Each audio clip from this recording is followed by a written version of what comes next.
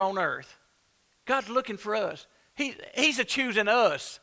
He's a choosing us to fulfill His purpose. He's doing that. He's using us. And that's when Jesus went away. The Bible tells us we're supposed to be that light, so the world can see Jesus Christ through us. Is that not right? You better think it's right, that Jesus is real, that Jesus lives within us. If we're putting on that, if the people put on, I don't even like to say if we, but if the people is putting on this front, Jesus knows that. Jesus knows that. This right here, He knew what kind of man David, as a boy, He knew what kind of boy David was. He knew what kind of boy that David was going to be when he became a man, when he became ruler over Israel, when he was king. Well, he was anointed king. I think it said God was with him from that time on, was He not? And the Spirit of the Lord came, and the Spirit of the Lord came upon David from that day forward. The Lord walked with David, guided David, directed David from that day forward. Church, wouldn't it be good? Wouldn't it be good if everyone, just in this number right here, if every one of us could say that God directed and guided me from the very day that I accepted Jesus Christ as my Savior. But along the way, we quit depending on God from time to time. We quit listening to His voice. We quit listening and looking at His leadership. We get away from that. But God knows that. God knows that. But we need to correct that as soon as God lets us know, hey, this ain't right. This ain't right. We need to correct it. I've just got one more place I'd like to read.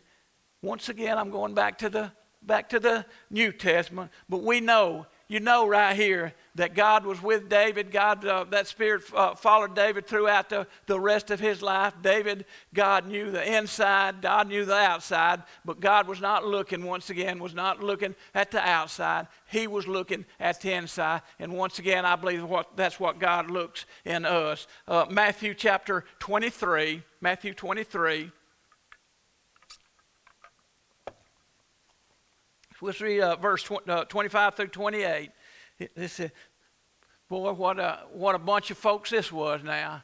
What a bunch of folks this was, the scribes and Pharisees. It says, woe unto you, scribes and Pharisees, hypocrites, for you make clean the outside of the cup and of the platter, but within they are full of extortion and excess.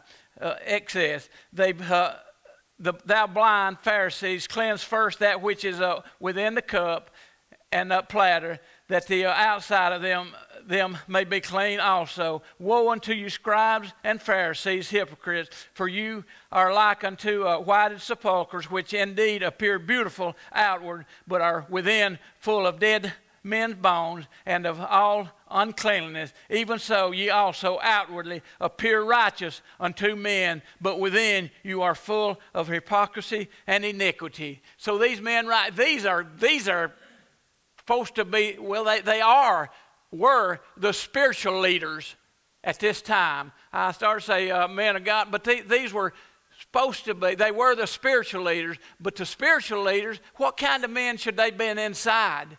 They should have been clean inside. But all they were concerned about was the outside appearance. And that's what I've mentioned about that $500,000 suit. So many people are just, that may be way underpriced for a suit. I don't know. I find a sports jacket on sale, and then I go to the pants department and try to find a pair of pants that's on sale, and then I think, well, I think I got some socks that'll match this, and I go on, But they're looking. These people all they were concerned was the outward appearance, and that outward appearance. You know why that's what they were concerned with? because they was trying to impress men. I believe they were trying to impress men, the people around them, where they needed to be. Only thing they needed to be concerned was with their relationship. We'll care of it anyway, but we need to make sure that the inside, because God sees the inside. God knows the inside. You know, it's just hard. I think it's hard.